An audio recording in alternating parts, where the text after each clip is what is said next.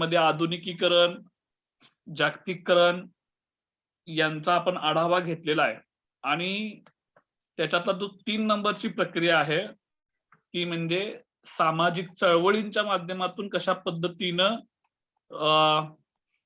परिवर्तन घडून येते त्याचा आपल्याला अभ्यास करायचा आहे। मग हे समजून घेत असताना सर्वप्रथम आपण सामाजिक चळवळी म्हणजे नेमकं काय, त्या कोणत्या उद्देशाने केल्या जातात, त्या सामाजिक चळवळींचं स्वरूप काय असतं, त्याची वैशिष्ट्ये काय असतात आणि त्या सामाजिक चळवळी कुठल्या कुठल्या प्रकारच्या असतात, या सगळ्यांचा आढावा आपण या भागामध्ये करून घ्यायचा आहे।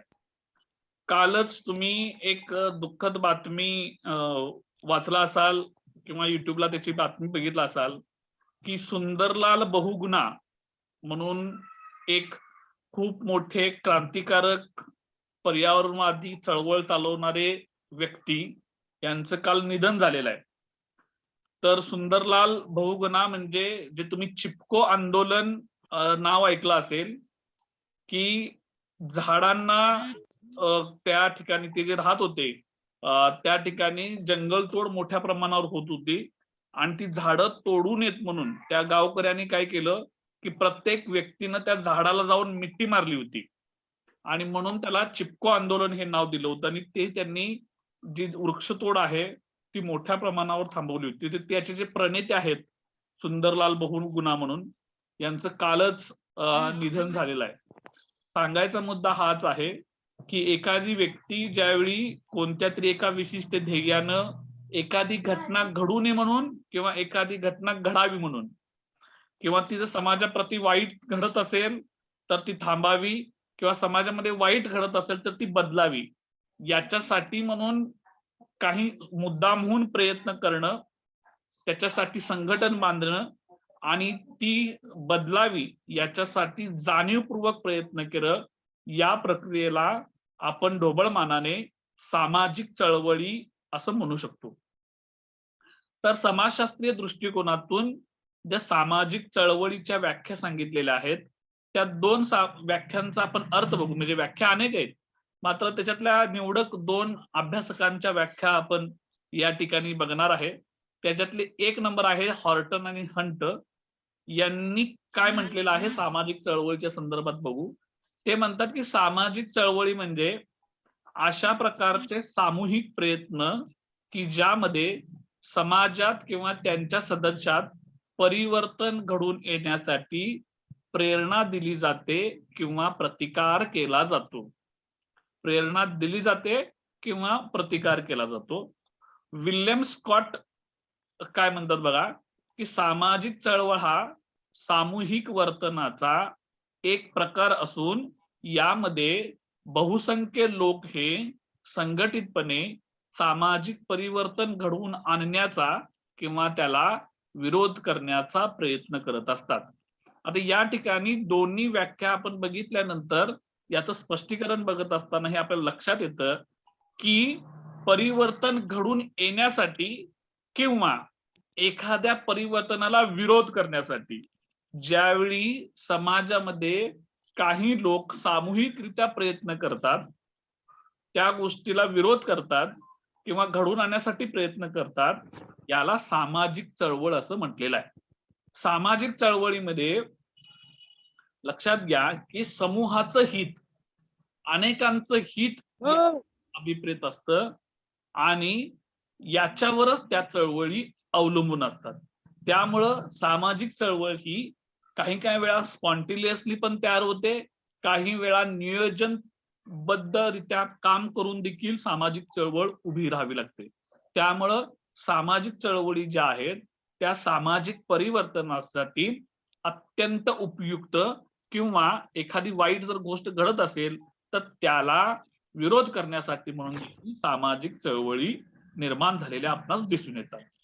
मानवी समाजाचा जर विचार केला तर आपल्याला साधारणपणे 19व्या शतकाच्या मध्यापासून किंवा 18व्या शतकाच्या अंतापासून आणि 19वे शतक, भारताचा जर विचार केला तर 20वे शतक, तर या तिन्ही शतकांमध्ये भारतामध्ये मोठ्या प्रमाणावर सामाजिक चळवळी उभ्या राहिल्या। म्हणजे याची सुरुवात आपल्याला राजा राम मोहन रॉय यांनी केलेल्या सती काय प्रथेच्या विरोधात केलेली चळवळ असेल, नारायण मेघाजी लोखंडे, महात्मा ज्योतिबा फुले, सावित्रीबाई फुले यांनी उभी केलेली सामाजिक शिक्षणासाठी केलेली सामाजिक चळवळ असेल, छत्रपती शाहू महाराजांनी त्यांच्या कोल्हापूर संस्थानामध्ये शिक्षणाच्या व्यवस्थित केलेलं काम असेल, डॉक्टर बाबासाहेब आंबेडकरांनी अस्पृश्यता निर्मूलनाच्या संदर्भात केलेलं काम असेल, महात्मा गांधी यांनी पर्यावरणाच्या संदर्भात काढलेलं आंदोलन असेल, मिठाच्या विरोधामध्ये केलेला सत्याग्रह असेल, अशा अनेक उदाहरणं तुम्हाला सामाजिक चळवळीच्या संदर्भामध्ये देता येऊ शकतात.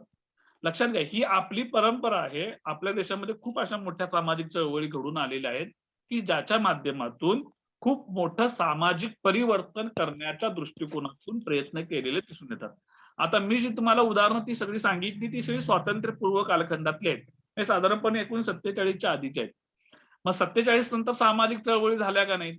तर 47 नंतर देखील सामाजिक चळवळी मोठ्या प्रमाणावर झालेल्या, पर्यावरणाच्या असतील, जाती व्यवस्थेच्या विरुद्ध असतील किंवा कारखानदारीच्या विरुद्ध असतील, भांडवलदारा विरुद्धच्या असतील, शेतीविषयक प्रश्नांच्या संदर्भातल्या असतील, शेतकऱ्यांची चळवळ असेल, कामगारांच्या चळवळी असतील, ह्या सर्व चळवळींचा समावेश आपल्याला सामाजिक चळवळी म्हणून करता येऊ शकतो, कारण त्याच्यामध्ये खूप मोठ्या लोकांचा सहभाग असलेला आपणास दिसून येतो.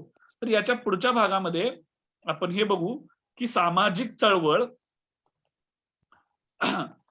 ची वैशिष्ट्ये कोणकोणती आहेत. म्हणजे आपल्याला सामाजिक चळवळी म्हणजे पुन्हा जास्त आपल्याला अधिक समजून येतील. ज्यावेळी अशा पद्धतीच्या सामाजिक चळवळी समाजामध्ये घडून येतात तर त्यावेळी त्याची काही एक कार्यपद्धती असते, त्याची एक विशिष्ट रचना असते आणि त्याचं एक निश्चित स्वरूप असतं. त्याच्यावरून आपल्याला सर्वच प्रदेशामध्ये घडून येणाऱ्या सामाजिक चळवळींची एक वस्तुनिष्ठ स्वरूपानं काही समान वैशिष्ट्य आपल्याला सांगता येतात. तर सामाजिक चळवळींचं पहिलं वैशिष्ट्य आहे ती म्हणजे ती सामुदायिक घटना आहे. सामुदायिक घटना म्हणजे केवळ एका व्यक्तीनं केलेल्या चळवळीला सामाजिक चळवळ म्हणता येत नाही. सामाजिक चळवळ म्हणून तिला मान्यता प्राप्त व्हायसाठी त्या चळवळीमध्ये समाजातील हजारो लाखो लोकांचा सहभाग तुम्हाला त्या ठिकाणी दिसला पाहिजे. म्हणजे समाजातील अनेक लोक त्या चळवळी, अर्थात समाजातील सर्वच लोक त्याच्यामध्ये सहभागी होतात का, याचं उत्तर नाही असं आहे. सर्वच लोकांनी उपस्थित राहायची काही गरज नाही. तर समाजातील बऱ्यापैकी भाग, अनेक त्याच्यामधील सदस्य त्या सामाजिक चळवळीमध्ये आपल्याला उपस्थित राहिलेले किंवा सहभागी असलेले दिसतील. आता तुम्ही मध्यंतरी ग्रेटा थनबर्ग या एका 16 वर्षाच्या शाळकरी मुलीनं उभ्या केलेल्या पर्यावरणाच्या संदर्भातल्या चळवळीविषयी ऐकलं असेल. आता ग्रेटा थनबर्ग ही जी मुलगी आहे ती शाळकरी मुलगी, जिने एकटी एक चळवळ, एक भूमिका घेऊन उतरली. कुठली? की पर्यावरणाची प्रचंड मोठ्या प्रमाणावर हानी झालेली आहे आणि ती हानी होण्यासाठी जगातल्या सर्व देशांनी जे विकासाचं मॉडेल स्वीकारलेलं आहे, जो अणुभट्ट्या उभा केलेल्या आहेत, त्याच्यातून पर्यावरणाची प्रचंड उभारणी झाली आणि पर्यावरणामध्ये कार्बन डायऑक्साईडचं प्रमाण मोठ्या प्रमाणात उत्सर्जन होतं आणि ते कमी करण्याचं प्रत्येक देशाने ठरवलेलं आहे. मात्र त्याच्यावर कोणीही गांभीर्याने विचार करत नाही. म्हणून ग्रेटा थनबर्ग आपल्या देशाच्याच विरोधात पहिल्यांदा जाऊन तिनं आंदोलन केलं. तिनं काय केलं, एकटीनंच गेली आणि त्यांच्या फ्रान्सच्या आपल्या संसदेच्या समोर जाऊन एकटीनंच हातात बोर्ड घेऊन उभा राहिली. हळूहळू तिनं एकटीने केलेली जी सुरुवात आहे ती तिला तिच्या देशातच नाही तर जगभरातल्या अनेक लोकांनी तिला सपोर्ट केला आणि जगभरातल्या अनेक लोकांनी आपापल्या सरकारच्या विरोधात अशा पद्धतीचं आंदोलन उभं केलेलं आपणास दिसतं. म्हणजे कोणतरी एक सुरुवात करतं आणि मग त्याला एक खूप मोठ्या कॅनव्हासवर लोकांचा, एका मोठ्या पृष्ठभागावर खूप मोठ्या लोकांचा त्याला पाठिंबा मिळतो. त्यामुळं ती एक सामुदायिक चळवळ उभी राहते आणि त्याची दखल घेणं इतरांना भाग पडतं. लक्षात घ्या, जसं की आता आपली गेली 3 महिने शेतकऱ्यांची चळवळ सुरू आहे पंजाब आणि हरियाणाच्या बॉर्डरवर. हजारो शेतकरी आजही रस्त्यावर आहेत. लक्षात घ्या, मात्र सरकारनं त्याच्याकडे लक्ष दिलेलं नाही. तो सरकारचा नाकर्तेपणा आहे, तो सोडून द्या. मात्र शेतकऱ्यांनी शेती कायद्याच्या विरोधामध्ये जी एक चळवळ उभी केली आहे ती खूप मोठी आहे आणि अलीकडच्या काळातील सर्वात दीर्घकाळ चालणारी खूप मोठ्या लोकांचा पाठिंबा असणारी चळवळ म्हणून आत्ताच्या शेतकरी आंदोलनाला बघितलं जाते. त्यामुळं सामाजिक चळवळीचं पहिलं वैशिष्ट्य ते म्हणजे आहे की सामाजिक चळवळ ही सामुदायिकरित्या घडवली जाते. त्याला अनेक लोकांचा पाठिंबा असतो, त्यामुळे ती एक सामाजिक घटना म्हणून त्याच्याकडे बघितलं जातं. 2 नंबरचं वैशिष्ट्य आहे की सामाजिक परिवर्तनाला चालना किंवा विरोध. कोणत्याही सामाजिक चळवळीचं उद्दिष्ट ह्या दोन्हीपैकी एक असू शकतं. म्हणजे आता शेतकऱ्यांच्या चळवळीचं उदाहरण घ्यायला गेलं तर आपण काय म्हणू शकतो की तो विरोध आहे. कुठला विरोध आहे? की सरकारनं केलेल्या कायद्याच्या विरोधामध्ये आहे. म्हणजे ती चळवळ विरोधासाठी उभी केलेली आहे. लक्षात घ्या. विरोधासाठी केलेली आहे. दुसरं ग्रेटा थनबर्गचं चळवळीचं उदाहरण जर बघायला गेलं तर ती पण विरोधासाठी आहे. कशासाठी? की पर्यावरणाचा प्रचंड मोठा ऱ्हास होतोय आणि जी त्या सरकारनं भूमिका घेतलेल्या आहेत त्या भूमिकेच्या विरोधामध्ये ती चळवळ आहे की तुम्ही बदला. ते जे तुम्ही काम करताय, जे तुम्ही आराखडा केलेले आहेत विकासाचं, ते तुम्ही बदलले पाहिजे. आता याच्या विरोधात तुम्ही परिवर्तनाला चालना देणारी चळवळ कशी म्हणायची? समजा आता भारतामध्ये अस्पृश्यता आहे, जाती व्यवस्था आहे, या संबंधी आपल्याला काय करायचं आहे? बदल लोकांमध्ये घडवायचा आहे. म्हणून ती व्यवस्था किती वाईट आहे हे सांगायचं आणि त्या भूमिकेला विरोध करायचा किंवा हुंडा पद्धत आहे, हुंडा पद्धतीला विरोध करायचा. स्त्री भ्रूण हत्या आहे, स्त्री भ्रूण हत्येच्या विरोधामध्ये आपल्याला काम करायचं, म्हणजे त्याच्यामध्ये काय प्रबोधन करायचं आहे. म्हणजे ह्या ज्या चळवळी आहेत ह्या सामाजिक परिवर्तनाला चालना देणार आहेत. म्हणजे सामाजिक चळवळी आपल्याला दोन्ही अंगाने अभ्यासता येतात किंवा त्याचं स्वरूप दोन्ही पद्धतीचं असतं की एक विरोधही करता येतो आणि दुसऱ्या बाजूला सामाजिक परिवर्तनासाठी चालना देण्यासाठी देखील सामाजिक चळवळी निर्माण झालेला आपण बघतो. 3 नंबरचं वैशिष्ट्य आहे संघटित स्वरूप. जसं सामुदायिक घटना आपण बघितलं तसं सामाजिक चळवळी ह्या संघटितरित्या कंप्लीट केल्या जातात किंवा पूर्ण केल्या जातात. जर आंदोलनाच्या किंवा चळवळीच्या कार्यकर्त्यांमध्ये आणि नेत्यांमध्ये एक वाक्यता नसेल, त्यांच्यामध्ये संघटनात्मक स्वरूप नसेल, तर ती सामाजिक चळवळ दीर्घकाळ चालत नाही.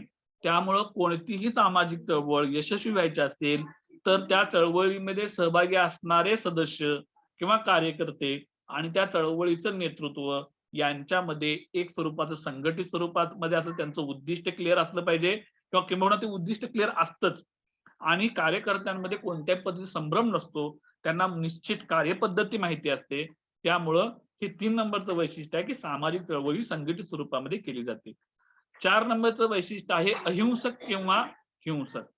ज्यावेळी सामाजिक चळवळी निर्माण होतात किंवा मुद्दामहून घडवून आणल्या जातात, त्यावेळी अनेक वेळा असं बघितलं जातं की या सामाजिक चळवळी ह्या अहिंसक पद्धतीने व्हाव्यात, कुणालाही त्याचा त्रास होऊ नये, असंच प्रत्येकाचं मत असतं. मात्र प्रत्येक वेळी या सामाजिक चळवळी अहिंसकच होतील असं काही सांगता येत नाही. या सामाजिक चळवळींच्या माध्यमातून बऱ्याच वेळेला त्याला हिंसक स्वरूप देखील प्राप्त झालेलं आहे. त्याच्यामध्ये खूप मोठ्या प्रमाणावर काय झालेलं आहे, त्याच्यामध्ये हत्या झालेल्या आपल्याला दिसून येतो किंवा अनेक लोकांचे जीव देखील गेले आहेत. त्यामुळे सामाजिक चळवळी ह्या आपल्याला दोन्ही अंगानं बघता येतात की त्या हिंसक देखील असतात किंवा अहिंसक देखील मार्गाने चालल्या असतात. म्हणजे आपल्याला महात्मा गांधीजींची जर एकूण चळवळ बघितली तर ती अहिंसक मार्गाने जाणारी चळवळ होती हे आपणास दिसून येतं. मात्र काही वेळा त्याच्यामध्ये देखील हिंसा घडलेल्या दिसून येतात. म्हणजे चळवळीच्या बाजूने दोन्ही प्रक्रिया घडून येतात. ती हिंसक होऊ शकते किंवा अहिंसक देखील होऊ शकते. 5 नंबरचं वैशिष्ट्य आहे ते अनिश्चित कालखंड. कोणतीही सामाजिक चळवळ जी आहे ही सामाजिक चळवळ ज्यावेळी निर्माण होते त्यावेळी त्या सामाजिक चळवळीची जी ध्येय आहेत ती मला 1 महिन्यामध्ये साध्य करता येतील किंवा 2 महिन्यामध्ये साध्य करता येईल असं काही निश्चितपणे सांगता येत नाही. ते कितीही दिवस चालेल या संबंधी ठोस आत्ताच निर्णय सांगता येऊ शकत नाही. त्यामुळे सामाजिक चळवळी ह्या अनंत काळ पण देखील आता ती एक आसाममध्ये शेरला इनोम नावाची एक स्त्री पर्यावरणवादी कार्यकर्ती होती.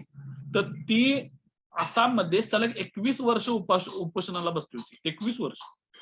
मुद्दा काय सांगायचा आहे की सामाजिक चळवळी या अनिश्चित कालासाठी चालतात, त्याचा निश्चित असा आपल्याला कालखंड सांगता येत नाही. लक्षात घ्या. त्यामुळं सामाजिक चळवळ काही वेळा सामाजिक चळवळ या अल्प उद्दिष्ट असतं त्यांचं, अल्प उद्दिष्ट साध्य केल्यानंतर ती सामाजिक चळवळ तिथं बंदही होऊ शकते. मात्र अनेक सामाजिक चळवळी ज्या आपल्याला बघता येतील की त्या अनिश्चित कालावधीसाठी सुरू असतात. आज प्रश्न एक संपला की त्यांच्यासमोर दुसरा प्रश्न येतो, दुसरा संपला की तिसरा येतो. त्यामुळे अशा अनेक गोष्टी काय जातात, सतत त्याच्यामध्ये भर पडत जाते. त्यामुळं सामाजिक चळवळींचं वैशिष्ट्य बघत असताना 5 नंबरचं जे मुख्य वैशिष्ट्य होतं ते अनिश्चित कालखंडासाठी असतात. त्याला निश्चित असा काय कालखंड आपल्याला सामाजिक चळवळीचा सांगता येत नाही. ही झाली सामाजिक चळवळीची एकूण 5 वैशिष्ट्ये. यानंतर आपण बघणार आहोत की सामाजिक चळवळी का निर्माण होतात, म्हणजे त्याची कारण काय. बघा, त्याचं पहिलं कारण आहे ते म्हणजे सांस्कृतिक प्रवाहन.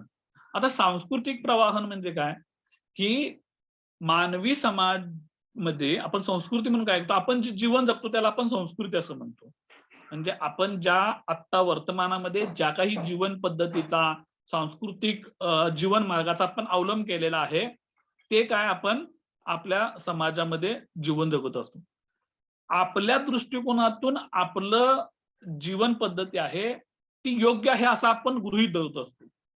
मात्र बऱ्याच वेळा की आपण जगत असलेल्या जीवन पद्धतीमध्ये, आपल्या सांस्कृतिक जीवन पद्धतीमध्येच अशा अनेक चुकीच्या गोष्टी आपण स्वीकारून त्या योग्य आहेत आणि त्याचं समर्थन करत आपण जगतो. मग अशा वेळी काय होतं, समाजातील अनेक लोकांना असं वाटतं की ही जी सांस्कृतिक जीवन पद्धती जी आहे आपली, या सांस्कृतिक जीवन पद्धतीमध्ये काहीतरी चुकीचं घडतंय. त्यामुळं हे आपलं सांस्कृतिक जीवन जे आहे ते बदलणं गरजेचं आहे. आणि ते जर बदलणं गरजेचं असेल तर मग त्याच्या विरोधामध्ये काय करायला पाहिजे, आवाज उठवला पाहिजे. अशा पद्धतीची भूमिका घेते आणि त्या भूमिकेतून सामाजिक चळवळी निर्माण होतात. म्हणजे सांस्कृतिक प्रवहन म्हणजे काय, की आपल्याला आपलं जे सांस्कृतिक जीवनमान आहे ते सांस्कृतिक जीवनमान आपल्याला या सामाजिक चळवळीसाठी कारणीभूत ठरतं. कसल्या पद्धतीचं ठरतं, की ते की जे चांगलं किंवा वाईट अशा पद्धतीचे मूल्य जे आहेत, नवी मूल्य आपल्याला काही खटकू शकतात किंवा चालेल चालेल चालेल चालेल. काल आपण सामाजिक चळवळीची कोणकोणती वैशिष्ट्ये आहेत ती बघितली होती आणि त्याच्यातली जी 5 वैशिष्ट्य आहेत, सामुदायिक घटना, सामाजिक परिवर्तनाला चालना किंवा विरोध, संघटित स्वरूप, अहिंसक किंवा हिंसक आणि अनिश्चित कालखंड, अशी एकूण सामाजिक चळवळीची 5 वैशिष्ट्ये जगभरातल्या ज्या काही सामाजिक परिवर्तनासाठी चळवळी झालेल्या आहेत त्यामध्ये ह्या काही घटना जे काही कॉमन घटक जे आपल्याला दिसतात चळवळीच्या अनुषंगानं ते एकूण 5 आहेत.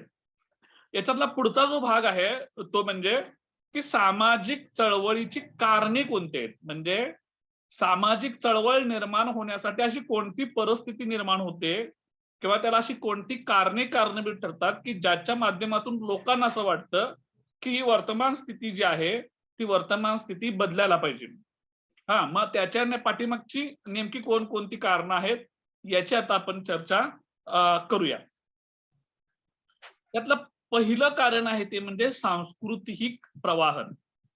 बघा, आपण ज्या समाजामध्ये राहतो त्या समाजाची काही नियमन असतात, त्या समाजाची जीवन पद्धती असते, त्या समाजाची संस्कृती असते. आता अनादिकालापासून आजपर्यंत जी काही समाजाची वाटचाल होत आलेली आहे आणि या वाटचालीमध्ये मानवानं जे आपलं एक जीवन, सांस्कृतिक जीवन निर्माण केलेलं आहे, या सांस्कृतिक जीवनामध्ये सदा सर्व काळ काही चांगल्याच गोष्टी निर्माण झाल्यात का, तर याचं उत्तर नाही असं आहे. म्हणजे मानवानं जीवन जगत असताना जे काही नियमन तयार केली, ज्या काही सामाजिक संस्था निर्माण केल्या, त्या सामाजिक संस्थांमध्ये अनेक अशा गोष्टी आल्या की ज्या चुकीच्या आहेत.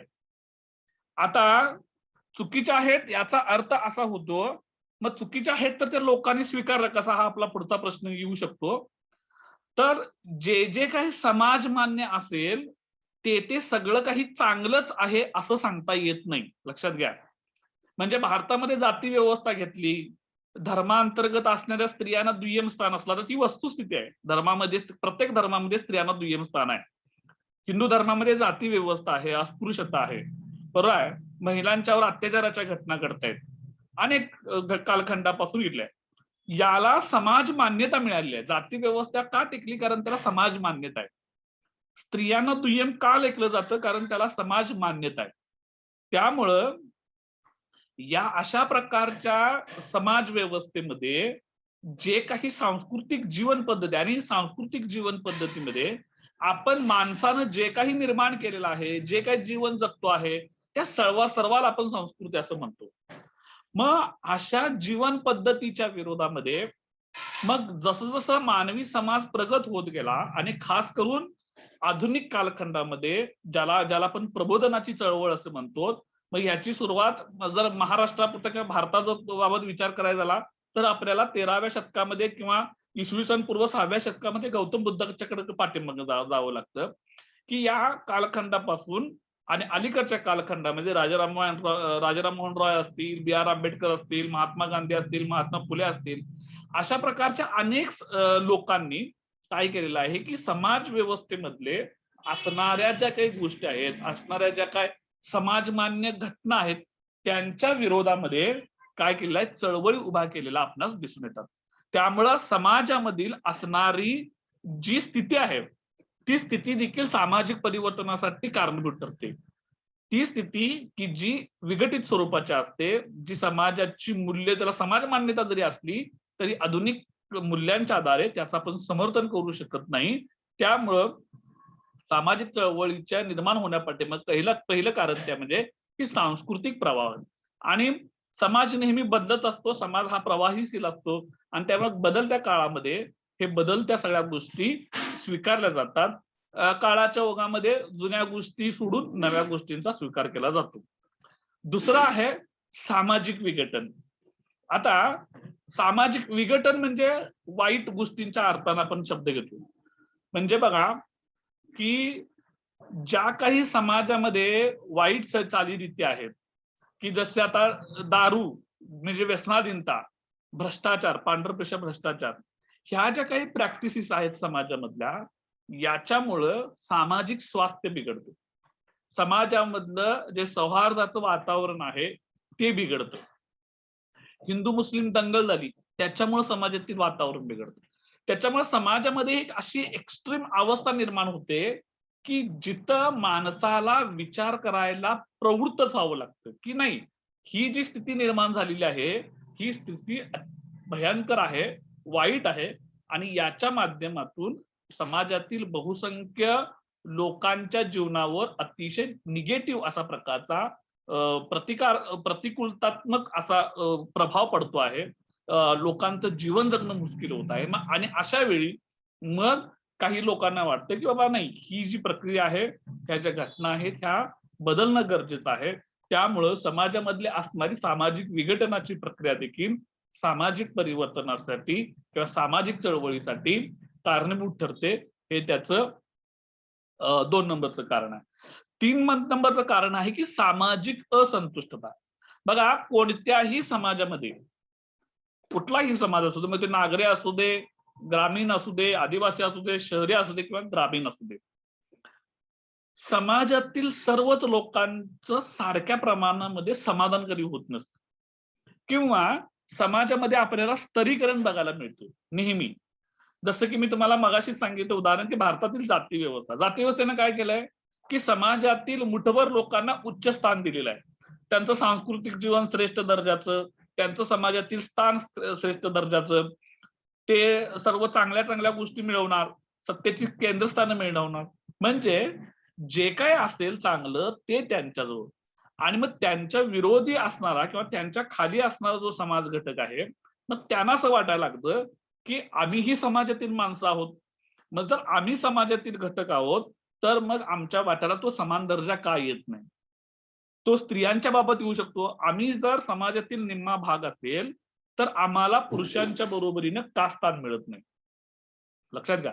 ह्या अशा पद्धतीच्या अनेक गोष्टी किंवा अनेक प्रक्रिया समाजामध्ये घडत असतात की एक घटक असंतुष्ट नेहमी असतो आणि हा असंतुष्ट असणारा जो घटक आहे किंवा त्याला अनेक गोष्टींपासून वंचित ठेवला असेल, त्याला जर चांगल्या पद्धतीनं सामाजिक न्याय मिळत नसेल, तो जर समजा आपल्या हक्कांप्रती जागरूक होत असेल, तर काय होतं की तो जो घटक आहे तो घटक त्या वर्तमान स्थितीतल्या सामाजिक व्यवस्थेविरुद्ध आपल्या हक्कांसाठी, सामाजिक न्यायासाठी काय करतो, उठाव करून उठतो आणि मग त्याच्यातून सामाजिक चळवळी देखील निर्माण झालेल्या आपणास दिसून येतात. आता याचं एक्झाम्पल, आता मी बेस्ट एक्झाम्पल द्यायचं रिसेंटली म्हणायचं तर आपल्या महाराष्ट्रामध्ये मराठा समाजासाठीचं आरक्षणाचं आंदोलन सुरू आहे. आता ही एक सामाजिक चळवळ आहे, कारण ह्याच्यातल्या समाजातील खूप मोठा बहुसंख्य समाज जो आहे, वर्ग जो आहे, की या सामाजिक चळवळीमध्ये आरक्षणाच्या आंदोलनामध्ये सहभागी होतोय. आता तुम्ही हा समाज का आंदोलनामध्ये आला, याचं कारण असं आहे की या समाजातील बहुसंख्य लोकांना असं वाटतंय की त्यांच्यावर अन्याय होतोय. मग कुठल्या पद्धतीचा अन्याय होतोय की जरी महाराष्ट्र राज्याची स्थापना होऊन जरी सर्वाधिक मुख्यमंत्री मराठा समाजाचे झाले, कारखाना मराठा समाजातील नेत्यांच्याकडे असले, दूध डेऱ्या, शेती मोठ्या प्रमाणावर मराठा समाजातील लोकांच्याकडे असली, तरी देखील त्यांचं असं मत आहे की अशी असणारी जी लोक आहेत ती संख्येनं कमी आहेत आणि बहुसंख्य असणारा मराठा समाज जो आहे तो अल्पभूधारक आहे, तो शेतमजूर आहे आणि मग त्याच्या समोर जीवनाचे खूप मोठे प्रश्न आहेत. मग ही जी भावना निर्माण होते की सामाजिक अन्यायाची, मग त्या अन्यायाला धरून, त्या सामाजिक वंचिततेला धरून मग ही लोक एकत्र येऊन काय केलेलं आहेत की ते आपली मागणी करायला की नाही, आम्हाला काय मिळालं पाहिजे, रिझर्वेशन शिक्षण आणि नोकऱ्यांमध्ये मिळालं पाहिजे.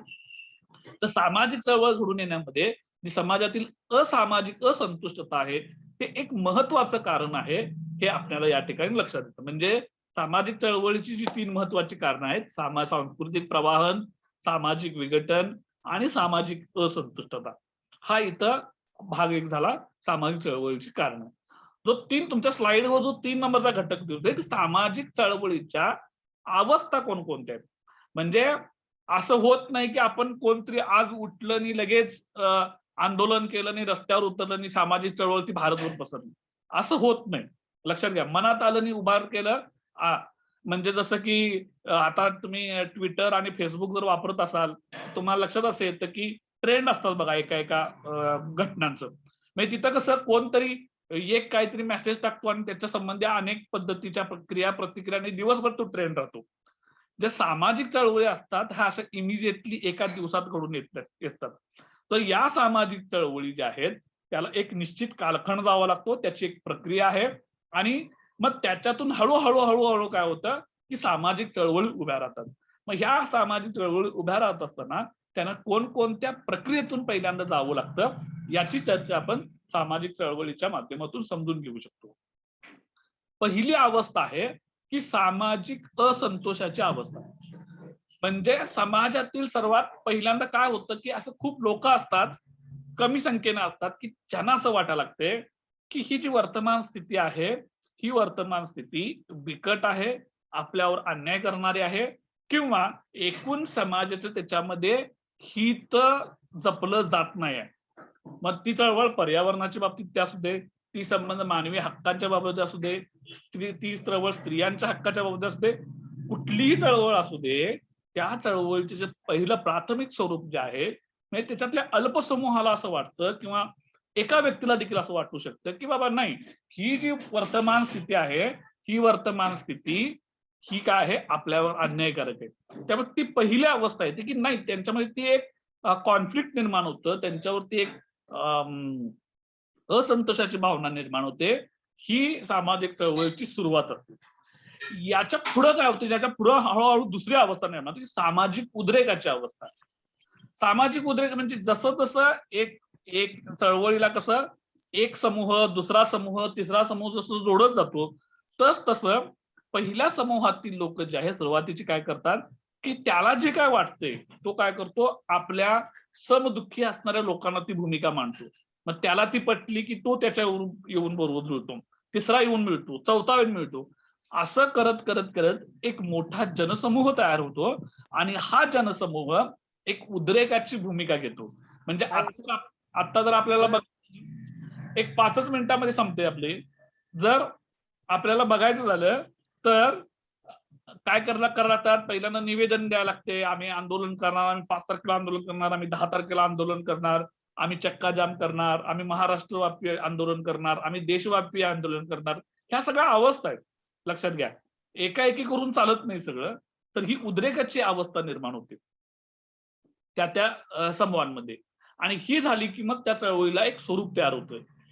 याच्या पुढचा जो आहे की निश्चित एक ठोस भूमिका घेऊन मग या सामाजिक चळवळी उभ्या राहतात.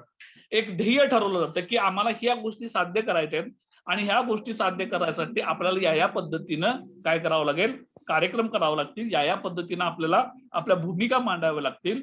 आणि त्याच्यासाठी लागणारी जी काही संसाधनं आहेत, सर्व जी काही कार्यपद्धती आहे, त्याची एक विशिष्ट रचना करून त्याची आखणी करून मग काय ह्या सामाजिक चळवळी अस्तित्वात येतात. म्हणजे निश्चित स्वरूप त्याला प्राप्त होतं. आणि 4 आणि शेवटचा नंबर जो अवस्थेत आहे तो म्हणजे संस्थात्मक अवस्था.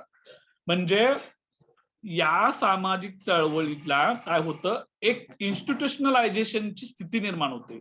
म्हणजे त्या चळवळीची ध्येय तयार होतात, कोणी कोणतं काम करावं याच्या संबंधी सगळं डायग्राम तयार केला जातो. नेतृत्व कोणी करायचं, कार्यकर्त्यांनी काय करायचं, कोणत्या दिवशी मोर्चा काढायचा, कुणाजवळ आपलं मत मांडायचं, कशा पद्धतीनं मत मांडायचं.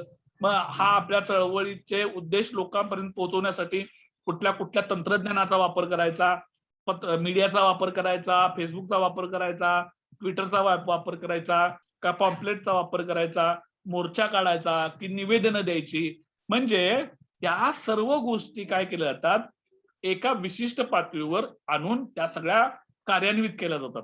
याच्यातून काय होतं, एक त्याचं म्हणजे एक संस्थात्मक स्वरूप त्या चळवळीला प्राप्त होतं. आणि मग याच्या माध्यमातून काय होतं की सामाजिक चळवळी निर्माण होतात. आणि मग त्या चळवळींना जे काय अपेक्षित यश आहे किंवा अपेक्षित जे बदल आहेत ते केले जातात. अर्थात या सर्व घटकांचा विचार करत असताना हे आपल्याला लक्षात येतं की सामाजिक चळवळींचे प्रकार अनेक आहेत. लक्षात घ्या, ज्या अशा काही सामाजिक चळवळी ज्या आहेत त्या दीर्घकाळ चालतात. अशा काही सामाजिक चळवळी ज्या आहेत की ज्यांचं उद्दिष्ट संपलं की त्या सामाजिक चळवळी थांबतात किंवा त्या बंद पडतात. अशा सामाजिक चळवळी असतात की ज्यांचं निश्चित ध्येय जे जोपर्यंत मानवी समाज आहे तोपर्यंत त्या सुरूच राहणार आहे. जसं की स्त्रियांना मिळणाऱ्या हक्कांसंबंधीचे, म्हणजे आज एक गोष्ट कंप्लीट झाली की दुसरी मागणी, दुसरी झाली की तिसरी मागणी, म्हणजे ती सतत सुरू राहणारी प्रक्रिया आहे. त्याच्यामुळं अशा सामाजिक चळवळी समाजामध्ये नेहमी घडून येत असतात. त्यांचं आपल्या अवतीभोवती अस्तित्व असतं आणि त्याच्या माध्यमातूनच आपल्याला अनेक गोष्टी मिळतात. आज महाराष्ट्रातील किंवा संपूर्ण भारतभरातील महिलांना शिक्षण मिळालं अशाच पद्धतीच्या सामाजिक चळवळीने महात्मा फुले आणि सावित्रीबाई फुलेंनी ती चळवळ सुरू केली की स्त्रियांना शिक्षणासाठी, हक्कांबाबतची. त्यामुळे अनेक गोष्टी तुम्हाला आज त्याचं विशाल रूप घेतलेलं तुम्हाला बघायला मिळतं. मग आज स्त्रिया शाळेत जायला लागल्या, पण आज त्यांची वेगळी अपेक्षा आहे किंवा वेगळ्या मागण्या आहेत. त्या कुठल्या, तर त्याच्यासाठीची पुन्हा वेगळ्या सामाजिक चळवळी निर्माण झालेल्या आपणास दिसून येतात. त्या पुढच्या ज्या सामाजिक चळवळी आहेत त्या कुठल्या त्या सामाजिक चळवळींचे प्रकार कोणते आहेत त्या सगळ्यांची चर्चा आत्ताच्या तासाला आपण सामाजिक चळवळींचे एकूण जे 6 प्रकार आहेत या 6 प्रकारासंबंधी माहिती घेणार आहोत. तर सामाजिक चळवळीचा पहिला प्रकार आहे तो म्हणजे स्थलांतर चळवळी. आता या स्थलांतर चळवळीमध्ये त्याच्या नावावरूनच आपल्याला स्पष्ट होतं की एका ठिकाणाहून दुसऱ्या ठिकाणी. आता ज्यावेळी एका समुदायातील लोक किंवा एखाद्या प्रदेशातील लोक एका ठिकाणाहून दुसऱ्या ठिकाणी जातात त्याला आपण काय म्हणतो की स्थलांतर झालं असं म्हणतो. स्थलांतर हे अनेक कारणांनी होतं. एखाद्या ठिकाणची परिस्थिती चांगली नसेल किंवा नोकरीच्या निमित्तानं असेल, युद्धजन्य परिस्थिती असेल किंवा नैसर्गिक आपत्ती आलेली आहे याच्यासाठी असेल. असे अनेक कारणं आहेत की ज्या कारणांच्यामुळं आपल्याला स्थलांतर होत असलेलं आपणास दिसून येतं. मात्र जेव्हा ह्या चळवळीच्या अनुषंगानं म्हणजे चळवळीच्या अनुषंगाने विचार करता ज्यावेळी स्थलांतरिताचा प्रश्न येतो त्यावेळी आपल्याला म्हणजे ह्या अलीकडच्या कालखंडातलं उदाहरण घ्यायचं झालं तर इस्रायल आणि पॅलेस्टाईन या दोन देशांमध्ये जी युद्धजन्य परिस्थिती निर्माण झालेली आहे किंवा आखाती देशांमधलं जे वातावरण बिघडलेलं आहे त्याच्यामुळं खूप मोठ्या प्रमाणावर स्थलांतर झालेलं आपणास दिसून येते. आता हे जे स्थलांतर आहे हे स्थलांतर जीव वाचवण्यासाठी झालेलं आहे. त्यामुळं ह्या स्थलांतराच्या माध्यमातून जो समाजाच्या वर परिणाम होतो तो अतिशय प्रतिकूल स्वरूपाचा परिणाम पडतो. म्हणजे याच्या मार्फत जे झालेलं परिवर्तन जे आहे ते परिवर्तन वाईट म्हणजे चुकीचं परिवर्तन, चुकीचं इन द सेन्स त्याच्यातून वाईट घटना घडतात ज्याच्यातून अनेक लोकांचे जीवितहानी होते, अनेक लोकांचे कुटुंब उद्ध्वस्त होतात, सर्व आर्थिक व्यवस्था त्यांची घडी मोडते. अशा पद्धतीचं चित्र आपल्याला बघायला मिळतं.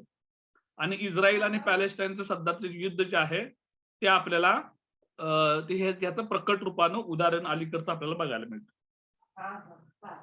दुसरं एक याच्यावर उदाहरण आपल्याला भारताच्या बाबतीमध्ये देता येऊ शकतं ते म्हणजे भारत पाकिस्तानची ज्यावेळी फाळणी झाली त्यावेळी भारतातून पाकिस्तानमध्ये आणि पाकिस्तानमधून भारतामध्ये खूप मोठ्या प्रमाणावर मायग्रेशन झालेलं आपणास दिसून येतं.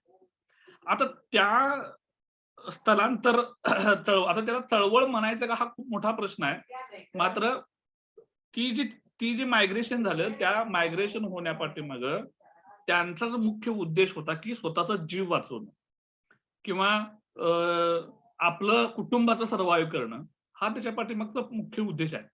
अशा पद्धतीच्या त्या चळवळी ज्या आहेत याचं जे आपल्याला हे दिसतं म्हणजे जे घटना दिसतात त्या खूप कमी आहेत.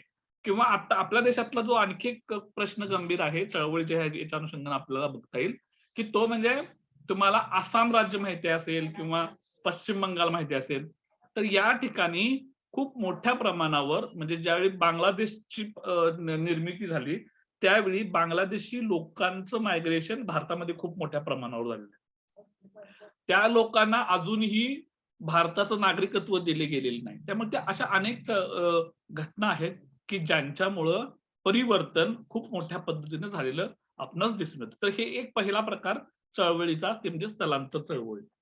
2 नंबरचा प्रकार आहे तो म्हणजे अभिव्यक्ती चळवळी.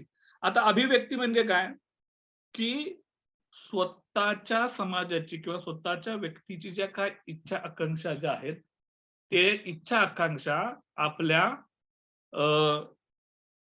त्या काय करणे त्याचं संवर्धन करणे. म्हणजे माझं जे कल्चर आहे, माझी जी संस्कृती आहे, माझं जे काही जीवन जगण्याची जी पद्धत आहे ती टिकून राहावी याच्यासाठीच केलेली चळवळ ती म्हणजे अभिव्यक्ती चळवळ आहे.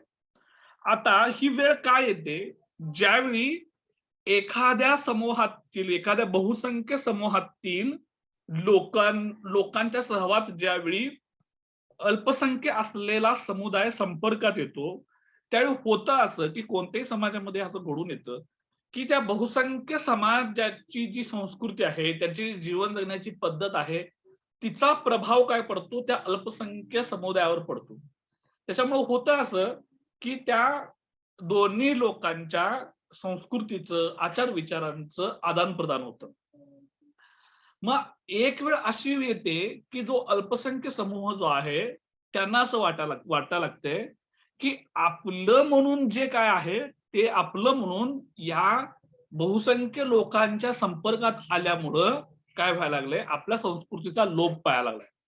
आमचं सांस्कृतिक जीवन, आमची जीवन जगण्याची पद्धत, आमचे सणवार, उत्सव, परंपरा या कुठंतरी लयाला चाललेल्या आहेत. आमची भाषा लयाला चाललेली आहे. आमची जीवन जगण्याची पद्धत लयाला चाललेली आहे. मग अशा वेळी आपलं स्वतःचं सांस्कृतिक जीवन टिकवण्यासाठी म्हणून काय केलं जातं की या चळवळींची निर्मिती केली जाते किंवा ते आपोआप होते की त्याच्यामध्ये अभिव्यक्ती येते की नाही हे आमचं आहे ते खूप चांगलं आहे आणि ते टिकलं पाहिजे म्हणून काय केले जातात की आपल्या अभिव्यक्ती चळवळी निर्माण होतात. तुम्हाला आणखी एक दुसऱ्या गोष्टी ज्या आहेत की अभिव्यक्ती चळवळीच्या अनुषंगाने तुम्हाला बघता येईल की जगभरामध्ये अशा अनेक प्रवाह निर्माण झालेले आहेत की तुम्हाला हिप्पी संस्कृतीचं उदाहरण देता येऊ शकतं की ते त्यांचे म्हणजे एक वेगळं कल्चर त्यांनी स्वतः डेव्हलप केलं. हा, आणि मग त्याच्या माध्यमातून त्यांनी आपलं जीवन एक वेगळ्या पद्धतीचं आहे असं मांडण्याला सुरुवात केली. जगाच्या पाठीवर अशा खूप अभिव्यक्ती चळवळी स्वतःच्या अस्तित्वासाठी, स्वतःचं सांस्कृतिक जीवन वेगळं करण्यासाठी, दाखवण्यासाठी देखील तुम्हाला निर्माण झालेल्या बघायला मिळतात. तर हा दुसरा प्रकार आहे तो म्हणजे अभिव्यक्ती चळवळी. 3 नंबरची चळवळ आहे ते म्हणजे काल्पनिक किंवा आदर्शवादी चळवळी. आता ह्या शब्दामध्ये त्याचं काय की अर्थ दडलेला आहे. काल्पनिक म्हणजे आपल्याला समोर असं समाज निर्माण करायचा आहे. आदर्श म्हणजे आता तुमच्या डोळ्यासमोर आदर्श माहिती आहे का तुम्हाला, एपीजे अब्दुल कलाम सारखं व्हायचं आहे, सायंटिस्ट व्हायचं आहे, किंवा तुमच्यासमोर कोण अनेक रोल मॉडेल असतील, कुणाला सलमान खान सारखं व्हायचं असेल किंवा आणखी कुणाला तरी व्हायचं असेल. जसं आपण व्यक्तीच्या पातळीवर अशा पद्धतीने एक आयडॉल समोर ठेवून मला तशा पद्धतीचं व्हायचं आहे असं ज्यावेळी विचार करतो, तशाच पद्धतीचा विचार समाजामध्ये अशी लोक आहेत किंवा होऊन गेलेली आहेत किंवा वर्तमान समाजामध्ये आहेत, त्यांना असं वाटतं की आत्ताची जी काही समाज व्यवस्था जी आहे, जी चाललेली आहे, त्याच्यामध्ये काहीतरी गडबड आहे. ती सर्वांना न्याय देऊ शकत नाही आहे, ती सर्वांचं हित जोपासत नाही. त्यामुळं आपल्याला अशा पद्धतीच्या समाजाची निर्माण करायची आहे की ज्या समाजामध्ये सर्वांचं कल्याण होईल, सर्वांचं चांगलं होईल, सर्वांना त्यांच्या इच्छेप्रमाणे जीवन जगता येईल, त्याच्यामध्ये धर्माचं, जातीचं, स्त्री पुरुष असल्याचं असलं कोणतंही बंधन असणार नाही. स्त्री पुरुष असल्या म्हणजे स्त्री म्हणून कोण कमी लेखणार नाही आणि पुरुष म्हणून कोण स्वतः टेंबा मिरवणार नाही. त्याच्यामध्ये कोणी श्रीमंत नसणार, त्याच्यामध्ये कोणी गरीब नसणार. तर ती अशी एक समाज व्यवस्था असेल की जी समाज व्यवस्था सर्वांचं हित बघेल. आता याचं उदाहरण झालं की कार्ल मार्क्सनं असं एक स्वप्न बघितलं होतं की समाजवादी समाजाची संकल्पना त्यानं मांडली होती. महात्मा गांधींनी सर्वोदय समाजाची संकल्पना मांडलेली आहे. किंबहुना आपण आपल्या भारतीय राज्यघटनेमध्ये आपण असं म्हणतो की समाजवादी लोकशाही व्यवस्था आपल्या देशामध्ये निर्माण व्हावी अशा पद्धतीची संकल्पना मांडलेली आहे. मग होतं कसं की हे आदर्श डोळ्यासमोर ठेवून ह्या आदर्शांची प्राप्ती करण्यासाठी, हे आदर्शांवर आधारित समाज व्यवस्था निर्माण करण्यासाठी मग त्या लोकांनी काय केलं होतं की त्यांना एक मार्ग दिला जातो की तुम्ही या मार्गाने जर गेला, तुम्ही जर या मार्गाचा अवलंब केला तर तुम्हाला अशा पद्धतीचा समाज निर्माण करता येऊ शकतो. आणि त्या नेत्याने सांगितलेल्या किंवा त्या लोकांनी सांगितलेल्या तत्वज्ञानावर आधारित अनेक लोक त्या चळवळीमध्ये येऊन मिसळतात, त्याच्यामध्ये आपला सहभाग घेतात आणि तशा पद्धतीनं आपलं जीवन जगण्याचा प्रयत्न करतात. विनोबा भावे उदाहरण आहे, महात्मा गांधींचं उदाहरण आहे, डॉक्टर बी आर आंबेडकरांचं उदाहरण आहे. म्हणजे एक आदर्श समाज व्यवस्था निर्माण करण्यासाठीची एक चळवळ देखील निर्माण होताना आपल्याला दिसतात. तर हा तिसरा प्रकार आहे. 4 नंबरचा प्रकार आहे तो म्हणजे सुधारणा चळवळी. सुधारणा चळवळी आपल्या देशामध्ये खूप मोठ्या प्रमाणावर झालेल्या आहेत. म्हणजे वर्तमान समाज व्यवस्थेमध्ये ज्या काही वाईट गोष्टी आहेत, ज्या काही वाईट प्रथा परंपरा चाली आहेत, रूढी आहेत, विचार आहेत, हे बदलले पाहिजेत. ते टाकाऊ आहेत, त्यांचा सर्वांनी स्वीकार करायला नको आणि त्या गोष्टी स्वीकारल्यामुळे समाजाचं नुकसान होतंय, समाजातील अनेक लोकांच्या हक्कांचं काय होतंय की हनन होतंय. मग अशा वेळी त्या पर्टिक्युलर बाबींच्या विरोधामध्ये, जसं की हुंडा प्रथा आहे, जसं की बालविवाहाची प्रथा आहे, जाती व्यवस्था आहे, स्त्री पुरुष समानतेचा हक्क आहे, आता पुरुषांच्याही हक्कासंबंधी चळवळी सुधारणा झालेल्या आहेत. म्हणजे की या ज्या गोष्टी आहेत या गोष्टी कशावर आधारित आहेत की वर्तमान समाजातील ज्या काही वाईट चालीरीती आहेत त्या नष्ट करण्यासाठी सुधारणा करणे, त्याच्यामध्ये त्या बदलल्या पाहिजेत. हा उद्देश डोळ्यासमोर ठेवून आपल्याला सुधारणा चळवळी करता येऊ शकतात. दारूबंदीची चळवळ आहे, व्यसनमुक्तीची चळवळ आहे, अनेक आपल्याला बघता येईल. विद्यार्थ्यांचे हक्क आणि अधिकार मिळवायचे आहेत, याच्यासाठी केलेल्या चळवळी आहेत. तर या सर्वच्या सर्व चळवळी आपल्याला कशामध्ये मोडता येतात की त्या सुधारणा चळवळी म्हणून त्यांचा आपल्याला अभ्यास करता येऊ शकतो किंवा त्याचा समावेश होतो. 5 नंबरची चळवळ आहे ती म्हणजे क्रांतिकारी चळवळ. आता क्रांतिकारी चळवळ म्हणजे काय?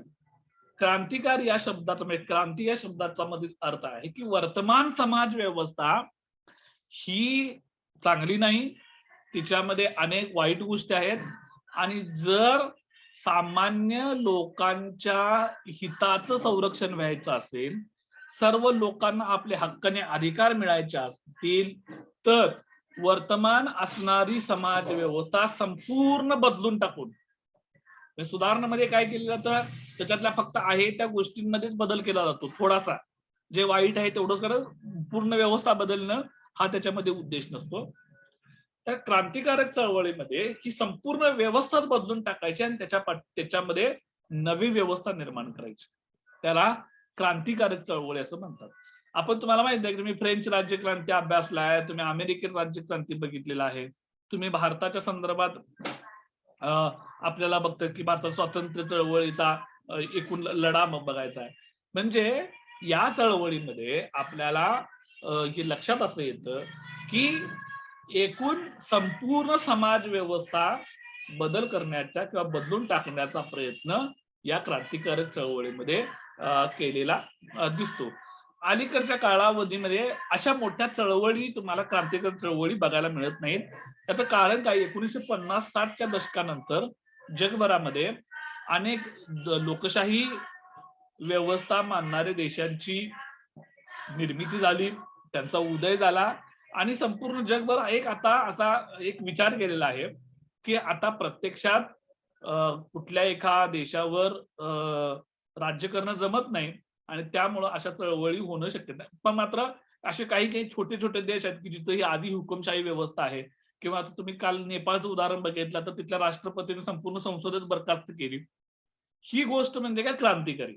आणि त्याच्यावर आपलं म्हणजे पाकिस्तानमध्ये अशा गोष्टी खूप घडलेल्या आहेत. म्हणजे तिथलं लोकनियुक्त सरकार काय केलेले आहेत, त्यांनी बदलून टाकले आणि लष्करानं सत्ता ताब्यामध्ये घेतलेली आहे. तिथल्या राष्ट्रपतीनं सत्ता आपल्या ताब्यात घेतली आहे. मग अशा पद्धतीच्या घटना त्याला काय म्हणतो आपण, क्रांतिकारक चळवळी असं म्हणतो. 6 नंबरचा जो प्रकार आहे चळवळीचा तो म्हणजे प्रतिकार चळवळी.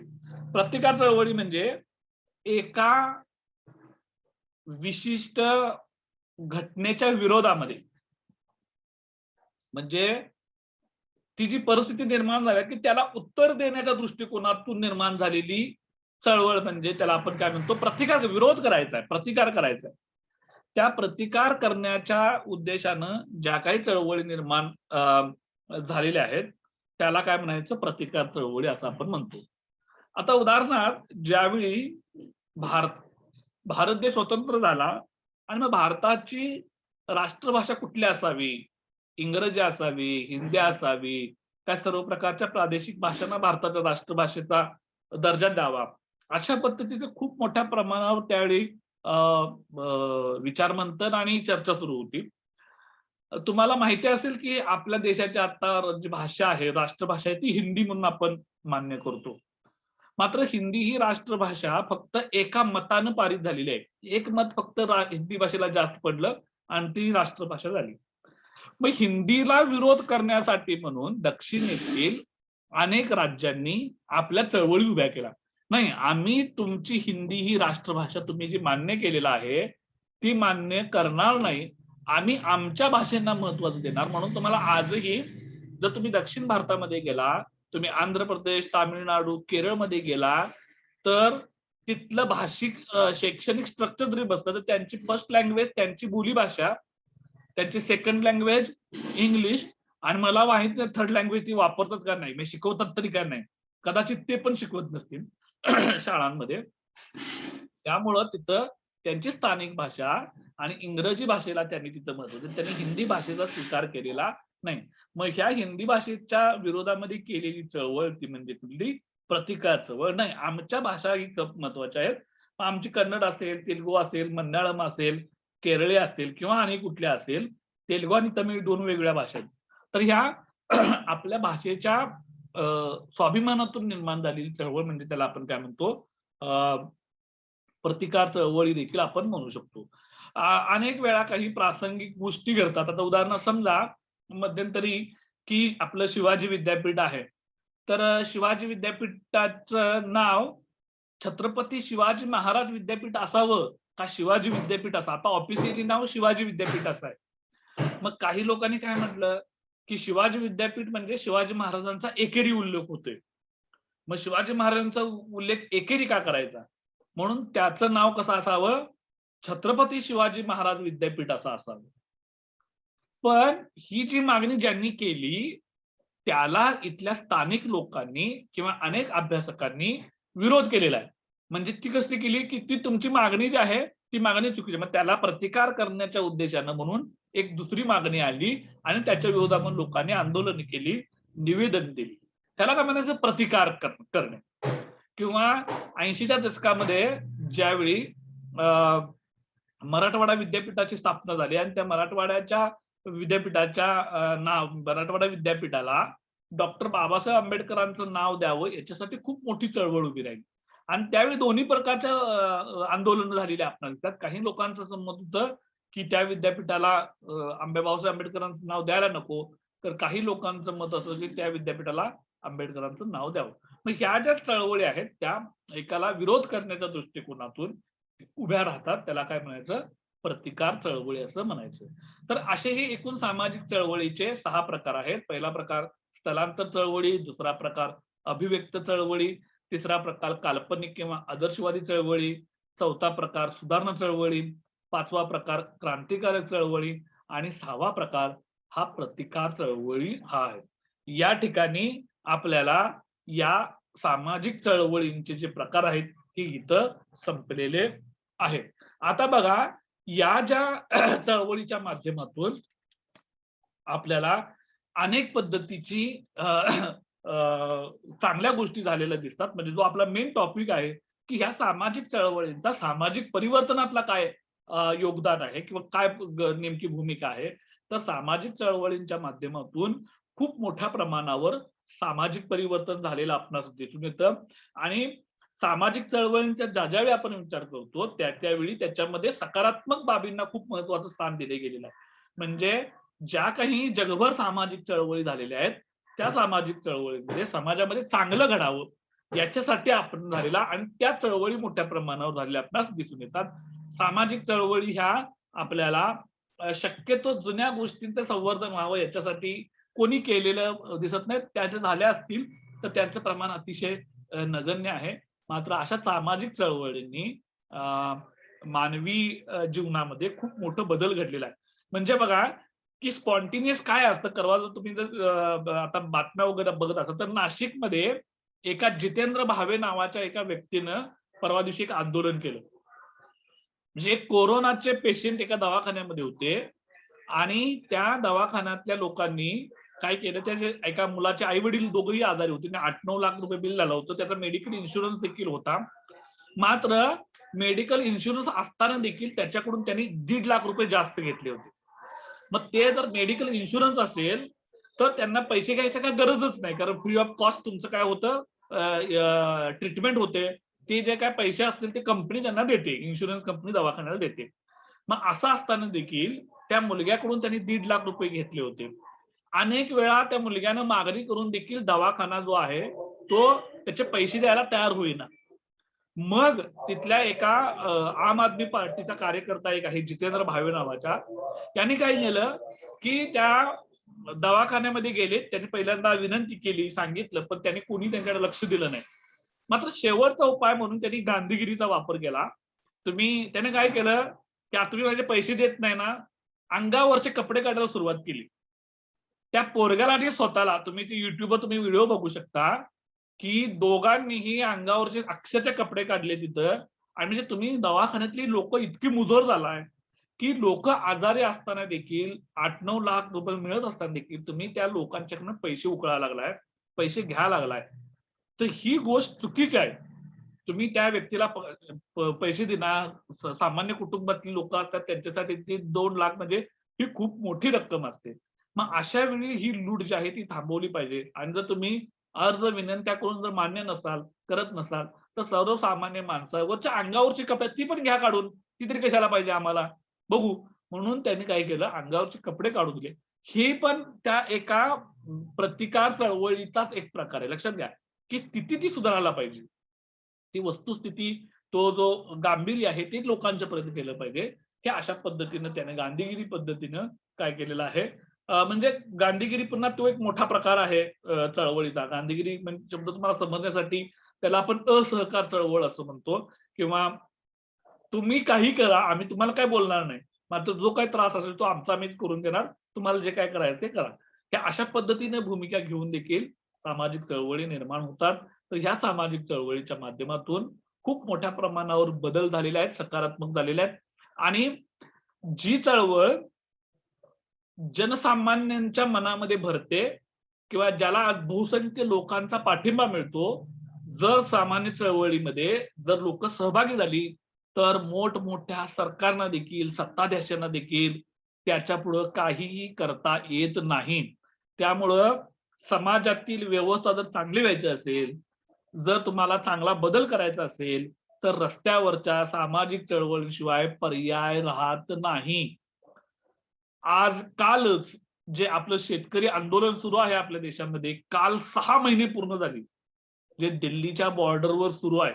6 महिने पंजाब आणि हरियाणामधले आणि देशाच्या विविध भागामधले शेतकरी रस्त्यावर आहेत. रस्त्यावर.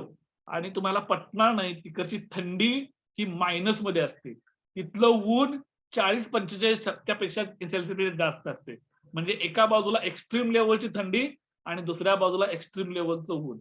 असं वातावरण असताना देखील आता तर पावसाळा चालू होणार आहे. अशा परिस्थितीत देखील ते शेतकरी गेली 6 महिने रस्त्यावर उभे आहेत. रस्त्यावर त्यांनी चांगलं हेच बांधलेले आहेत तर. आणि सर्व प्रकारचे त्यांच्यावर सरकारनं उपाय केलेले आहेत. त्यांची ती चळवळ मोडून काढण्यासाठी, त्याचं आंदोलन चिरडून टाकण्यासाठी. मात्र त्या शेतकऱ्याने आजही माघार घेतलेली नाही. ही चळवळ जी आहे, ही चळवळ ही प्रस्थापित व्यवस्था जी सरकारनं सर लेक्चर चालू आहे. हा होय. लेक्चर चालू आहे इंग्लिश. हो, एकच मिनिट झालं. तर ही बंद करण्यासाठी केलेली चळवळ आहे. या ठिकाणी सामाजिक चळवळींचे प्रकार संपले आहेत. यासोबतच प्रकरण नंबर जे 3 आपलं आहे, तेही या ठिकाणी संपलेलं आहे. आज